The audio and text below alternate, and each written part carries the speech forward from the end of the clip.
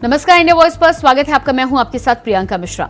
लोकसभा चुनाव को देखते हुए छत्तीसगढ़ में विष्णुदेव साय की सरकार एक्शन मोड में है।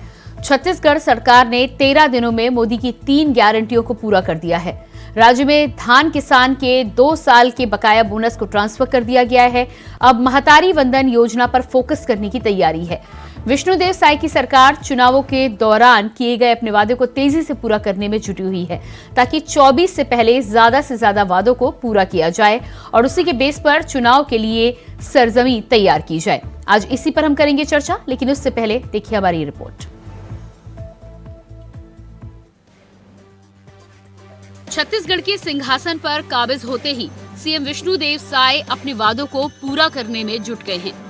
सीएम, मंत्री, डिप्टी सीएम सभी जी जान से अपने चुनावी वादों को पूरा करने में लग गए हैं। 13 दिन में ही सरकार ने पीएम मोदी के 3 वादों को पूरा कर दिया है।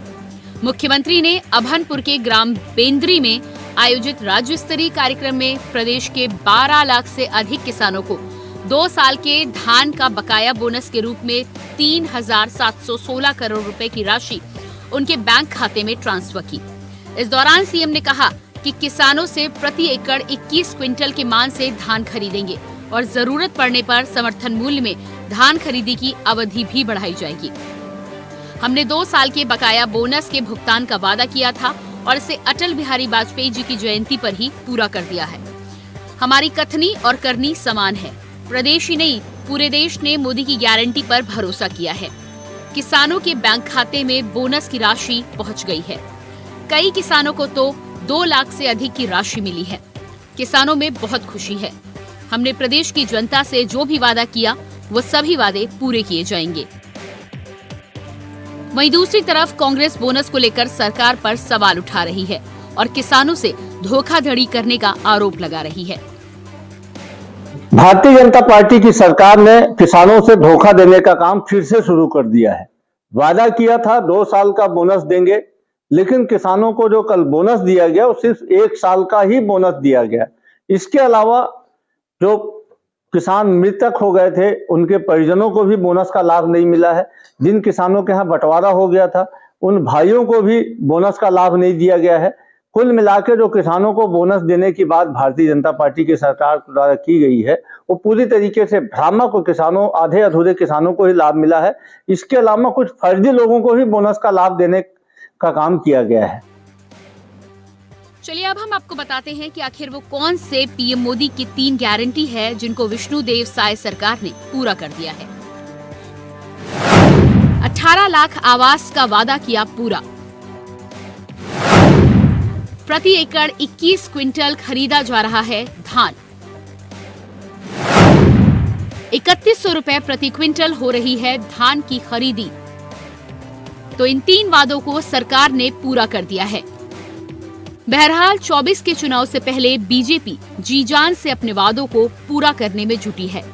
साय सरकार ने 3 वादे पूरे करके ये संकेत दे दिए हैं कि वो जो कहते हैं वो करते भी हैं। उनकी कथनी और करनी में कोई अंतर नहीं है। ऐसे में अब देखने वाली बात यह होगी कि 24 के चुनाव तक साय सरकार कितने वादे पूरे करती है और क्या उनके वादों पर भरोसा कर जनता फिर से बीजेपी को दिल्ली में काबिज करवाती है या नहीं। Bureau report, India voice. तो कुर्सी के 13 दिन, 3 वादे हुए पूरे। सीएम साय का दावा, पूरा होगा हर वादा। किसानों के साथ सरकार, कांग्रेस के सवाल।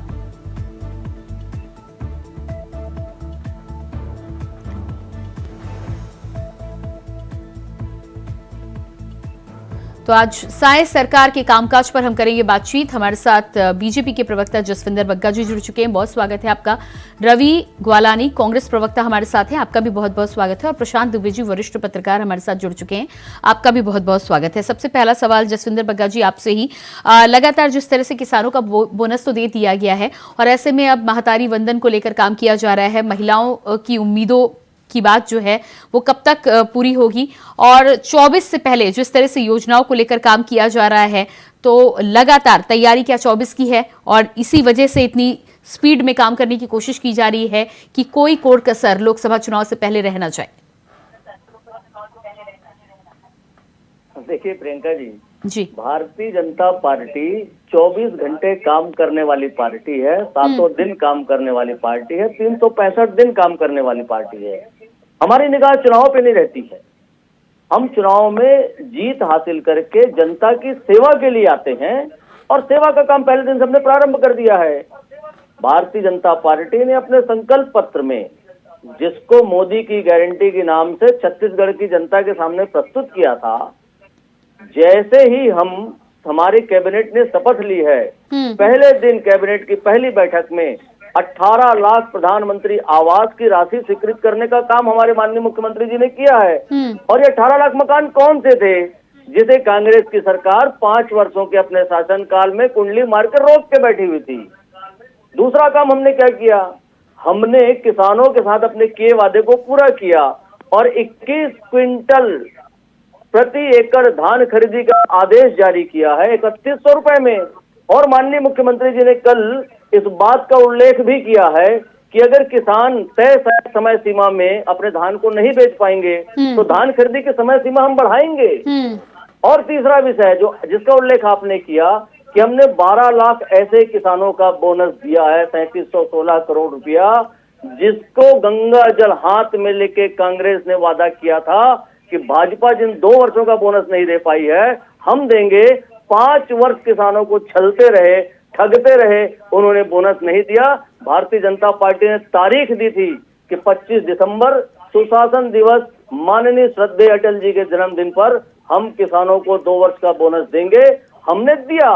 भारतीय जनता पार्टी जो कहती है वो करती है। और यकीन मानिए प्रियंका जी, मातारी वंदन योजना भी जल्द ही प्रारंभ होगी। तेंदुपत्ता 55 रुपए में खरीदी जल्द प्रारंभ होगी। 1 लाख युवाओं को रोजगार पारदर्शी प्रक्रिया के तहत देंगे। इस बात का वादा मोदी जी ने किया है, उनकी गारंटी है। और माननीय विष्णुदेव साय जी की सरकार अपने कैबिनेट के साथियों के साथ तन मन से लग गई है, पसीना बहाने में लगी है और छत्तीसगढ़ मातारी के सेवा के लिए, छत्तीसगढ़ वासियों की सेवा के लिए 24 घंटे काम करने के लिए संकल्पित है। रवि जी,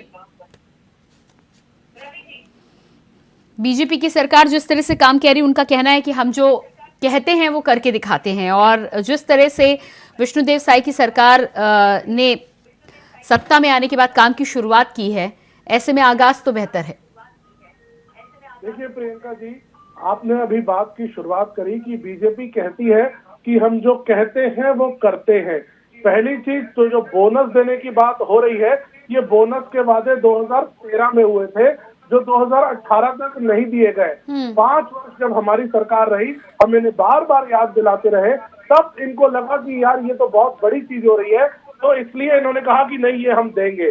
तो 2013 का वादा 2023 में पूरा हुआ है, पहली बात। दूसरी बात मैं ये कहना चाहूंगा कि अभी मेरे बीजेपी के प्रवक्ता कह रहे थे 3100 रुपए में खरीदी प्रारंभ हो गई है। थोड़ा आदेश तो बताएं, 3100 रुपए का कहाँ है? 21 क्विंटल की बात तो मैं जरूर मानूंगा कि इनकी सरकार ने 21 क्विंटल की खरीदी की बात कही है और अच्छी बात है, इन्होंने वादा किया था और अगर उस वादे की तरफ आगे बढ़ रहे हैं तो अच्छी बात है। लेकिन 3100 रुपए का कहाँ है? मैं बताना चाहता हूँ प्रियंका जी, अभी बजट आया अनुपूरक, उसमें कहीं भी 3100 रुपए का प्रावधान नहीं है। कहीं भी इन्होंने ये नहीं बोला है कि समर्थन मूल्य से ऊपर जाकर के लेंगे। आप अनुपूरक बजट की पूरी प्रति उठा लीजिए या 21 क्विंटल का जो आदेश आया है उसकी प्रति उठा लीजिए, कहीं भी 3100 रुपए का जिक्र नहीं है। जसविंदर जी, जवाब दीजिएगा इस पर। कि 3100 रुपए में कह रहे हैं, ये सिर्फ अपनी पीठ थपथपा रहे हैं। एक सरकारी आदेश मैं जानना चाहता हूँ कहाँ है, कब निकला? ठीक है, आपके सवाल पे मैं जवाब ले लेती हूँ। जसविंदर जी, जवाब दीजिएगा इस पर, बताएं। देखिए, जिस समय हमारी सरकार आई उससे पहले धान खरीदी प्रारंभ हो चुकी थी जी। एक प्रशासनिक प्रक्रिया के तहत जो पिछली सरकार की प्रक्रिया थी, उस प्रक्रिया में 1 नवंबर से धान खरीदी प्रारंभ हो गई है। इस बीच चुनाव हुए, उसके बाद हमारी सरकार आई है। सरकार को बैठने दीजिए, सरकार को एक बार काम प्रारंभ करने दीजिए। देखिएगा जिस प्रकार सरकार ने बाकी विषयों को लेकर इनिशिएटिव लिया है ना, 3100 रुपया एक मुश्त किसानों के खाते में डालने का काम माननीय विष्णुदेव सरकार करने वाली है और कांग्रेस के मित्रों को इंतजार करना चाहिए। हम जिन 2 वर्ष का बोनस नहीं दे पाए थे ना गंगवानी जी, जनता ने हमें उसकी सजा दी थी हम सरकार से बाहर हो गए थे। आपने गंगा जल हाथ में लेके कसम खाई थी और कहा था कि भाजपा जो 2 वर्ष का बोनस नहीं दे पा रही है, आप उन 2 वर्षों का बोनस देंगे। आपने 5 साल काट दिए साहब और बोनस नहीं दे पाए थे। ठीक है, लेकिन 3100 की जो बात कह रहे हैं वो अभी आपने शुरू नहीं की है, तो फिर जनता के सामने आप ये प्रचार भी कर रहे हैं कि एक तरफ आपकी सरकार लगातार काम कर रही है और 3100 पे धान खरीदी कर रही है, दूसरी तरफ अभी आदेश भी नहीं आया है। जी रवि जी। देखिए, मैं प्रियंका जी पहले तो जसविंदर जी को बताऊं, मैं गंगवानी नहीं ग्वालानी हूं। नाम करेक्शन भूल सुधार की बात करूंगा। दूसरी बात, इन्होंने मेरी बात स्वीकार कर ली कि 3100 रुपए में अभी इनके आदेश आया नहीं है, तो बात साफ है कि भ्रम फैलाया जा रहा है, डराया जा रहा है और इस तरह से बातों को बताया जा रहा है कि जनता को यह लगने लगे कि बीजेपी काम कर रही है। अभी तक के मंत्रियों के मंत्रालयों का बंटवारा नहीं हुआ है, अभी तक के क्या करेंगे नहीं, लेकिन रवि जी काम की शुरुआत तो हो गई है ना। बोनस का डीबीटी तो हो चुका है ना, जिसको लेकर आपकी भी सरकार इतने सालों तक रही थी। आखिरी में घोषणा पत्र में आपको भी इस बात को लाना पड़ा, तो उसका डीबीटी तो हो चुका है ना 25 तारीख को। बिल्कुल, इस बात का प्रियंका जी जो इन्होंने बोला कि हम बोनस चालू किए हैं, तो बोनस भी जैसा आप सुशील आनंद शुक्ला जी को सुन रही थी, हमारे माननीय जो मीडिया हमारे हेड है वो बता रहे हैं कि बोनस पूरी तरीके से नहीं दिया जा रहा है। जो किसान मृतक हो गए, भाई वादा तो 2013 का था, 2013 से 18 के बीच में करना था, तो उस समय जो किसान मृतक हो गए, जो किसान किसानी छोड़ दिए, उनका क्या, उनके बारे में भी तो बीजेपी को सोचना चाहिए। और रही तीसरी बात, ये कह रहे थे गंगा जल की कसम खा करके हमने बात कही थी। मैं कह रहा हूं, मैं रिपीट बोलूंगा कि हमने कहा था कि हम गंगा जल की कसम खा रहे हैं, हम 10 दिन के अंदर ऋण माफ करेंगे। हमने 10 दिन के अंदर किसानों का ऋण माफी की थी। हमने जिस चीज के लिए गंगा जल की कसम खाई थी वो काम हमने किया था। मैं इनसे एक ही कहना चाहूंगा, गंगा जल इतना पवित्र है, उस पवित्र चीज को भारतीय जनता पार्टी के लोग बदनाम ना करें, नहीं तो अन्यथा लोग गंगा जल की बातें करना बंद कर देंगे। ठीक है रवि जी, ठीक है रवि जी, मर्यादा बरकरार रखें। बिल्कुल। वरिष्ठ पत्रकार जी भी हमारे साथ बने हुए हैं, प्रशांत दुबे जी हैं। आपके पास आऊंगी जसविंदर जी, आपके पास आऊंगी। प्रशांत जी, जिस तरह से यहाँ पर रवि जी का कहना है कि बोनस की जो बातें हैं, बोनस की बातें यदि पुराने समय से देखा जाए तो कई ऐसे किसान हैं जो किसानी छोड़ चुके हैं और तमाम तरह की टेक्निकल चीजें हैं इसमें, तो जिस तरह से ये डीबीटी किया गया है उस पर क्या लगता है आपको कि डीबीटी का फायदा जो मौजूदा हालात में किसान है, जो मौजूदा वक्त में किसान है, उन्हें मिलता हुआ धरातल पर आपको नजर आ रहा है या नहीं? देखिए, जहाँ तक बोनस की बात है, इसका वादा भाजपा ने किया था कि 2 साल का बोनस देंगे। उसके टेक्निकल पॉइंट को समझने की आवश्यकता है कि 2018 में भाजपा की सरकार चली गई थी, उससे पहले भाजपा की सरकार थी। तो भाजपा ने जब अपने घोषणा पत्र में लिखा था, वो सिर्फ ये लिखा था कि बचा हुआ 2 साल का बोनस देंगे। अब वो 2 साल का बोनस क्या था, ये भाजपा ने स्पष्ट नहीं किया। भाजपा को स्पष्ट करना चाहिए कि वो 15-16 का बोनस है, 16-17 का बोनस है या 17-18 का बोनस है। हालांकि अभी जो बात निकल के आ रही है उसमें यह है कि 15-16 और 16-17 का बोनस भाजपा ने किसानों को दिया है। तो उस समय जो रजिस्टर्ड किसान थे, 15-16 या 16-17 में जो किसान रजिस्टर्ड थे, उनको भाजपा ने बोनस दिया होगा। 17-18, 18-19, 19-20, 21-22 या 22-23 में जो 5 साल का समय रहा है, उसमें भी बहुत सारे किसान रजिस्टर्ड हुए हैं। तो अभी तक ये स्थिति स्पष्ट नहीं हो पाई है कि जो 15-16, 16-17 में किसान रजिस्टर्ड थे, भाजपा ने सिर्फ उनको बोनस दिया है कि बाकी किसानों को भी शामिल किया गया है। अभी जो आंकड़ा उसमें यह है कि लगभग 12 लाख किसानों को दिया गया है। तो पुराने आंकड़ों को देखा जाए तो हो सकता है कि 15-16 और 16-17 में जो किसान रजिस्टर्ड थे, उनका बोनस दिया गया। अगर इस प्रकार से बोनस दिया गया तो भाजपा ने अपने वादे को पूरा किया कि पुराने बोनस की बात की गई थी। पुराने बोनस मतलब पुराने किसान, नए लोग जो जुड़े हैं, रजिस्टर्ड हुए हैं, उनको इससे तो बाहर होना ही पड़ेगा। दूसरा ये, हाँ जी, ये इस प्रकार स्थिति स्पष्ट है कि अब ये ठीक है, मैं आपकी बात पर जसविंदर जी के पास भी। जसविंदर जी, जिस तरह का रवि जी को यहाँ पर कंफ्यूजन था और बोनस की जो बात वो कर रहे थे, उनका कहना था कि जो फायदा सभी किसानों को मिलना चाहिए था उसके अनुरूप मिला है या उसमें कहीं ना कहीं खामी रह गई, उसके बारे में जवाब दीजिएगा आप। मैं रवि जी को थोड़ा सा स्पष्ट कर देना चाहता हूँ।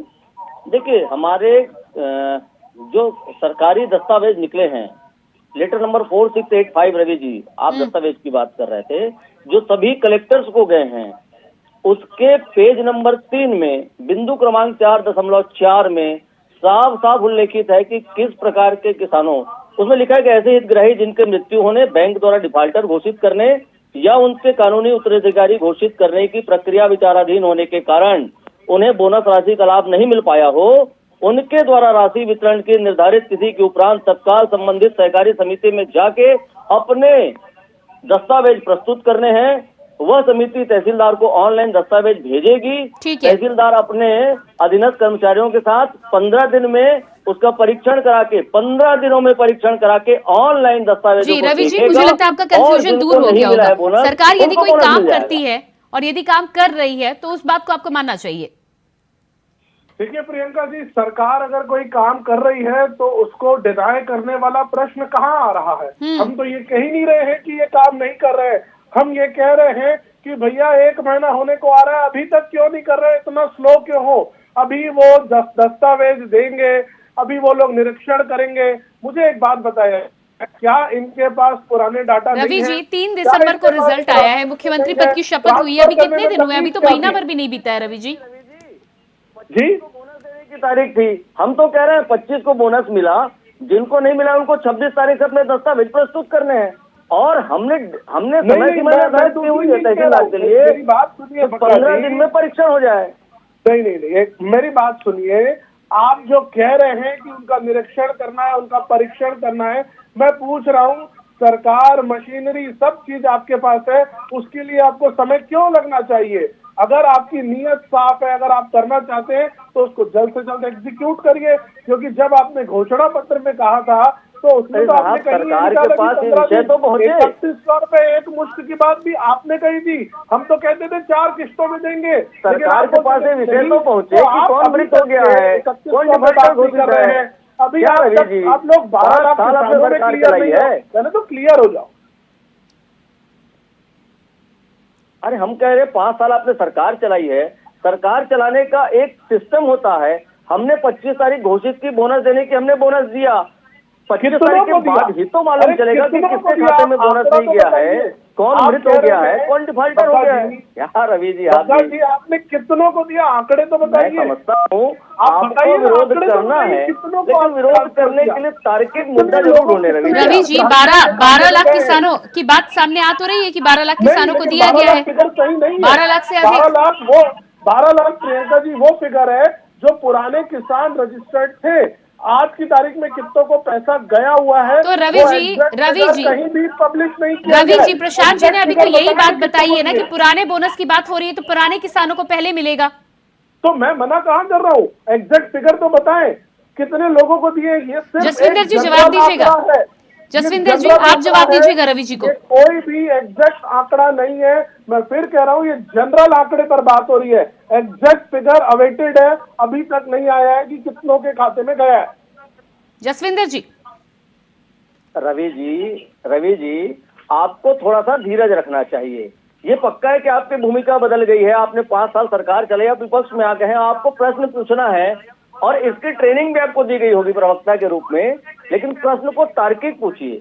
सरकार के काम करने का जो सिस्टम होता है उसमें जो समय विधि होती है उसका इंतजार आपको करना चाहिए। ये तो देखिए, हमने जो कहा, प्रियंका जी, हमने आज जो भारतीय जनता पार्टी के प्रवक्ता जो कल तक विपक्ष में थे वो आज हमें ये बता रहे हैं कि सरकार के काम करने की प्रक्रिया होती है।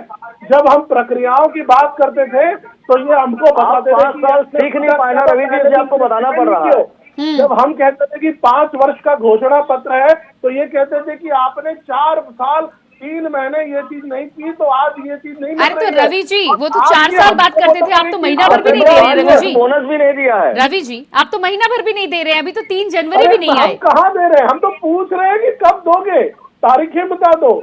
हम कहाँ कह रहे हैं कुछ, हम तो तारीखें पूछ रहे हैं। क्या प्रियंका जी तारीख पूछना भी गलत है? कांग्रेस वाले आप बता दें, हर चीज में तारीख पूछते हैं। डेट पूछना चाहते हैं तो क्या डेट? वो ठीक है जसविंदर जी, ठीक है, किसानों पर तो आप जवाब दे दीजिएगा, लेकिन 3100 को लेकर जो भ्रमित किया जा रहा है, जब अभी तक आदेश नहीं आया है तो इस बात को लेकर क्यों जनता में ये खबर फैलाई जा रही है कि 3100 पर धान खरीदी हो रही है?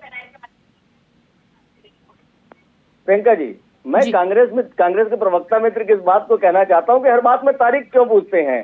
जब हम हमेशा कहते थे कि रामलला हम आएंगे और मंदिर वहीं बनाएंगे, ये उस समय भी हमसे तारीख पूछते थे। हमने बताया, हमारी सरकार ने बताया कि हम मंदिर बना चुके और 22 तारीख को शान के साथ रामलला की मंदिर में उनकी मूर्ति की प्राण प्रतिष्ठा भी होगी। ठीक है जसविंदर जी, ठीक है। तारीख यदि रवि जी पूछ भी रहे हैं तो आप जिस तरह से आपने 25 तारीख दी थी, आप उन्हें आगे की तारीख दे सकते हैं। एक टारगेट तो आपके लिए भी बेहतर है ना, यदि विपक्ष आपसे पूछ रहे हैं तो। 3100 रुपए कब खरीदेंगे बताएं? जी जसविंदर जी, इस पर जवाब दीजिएगा।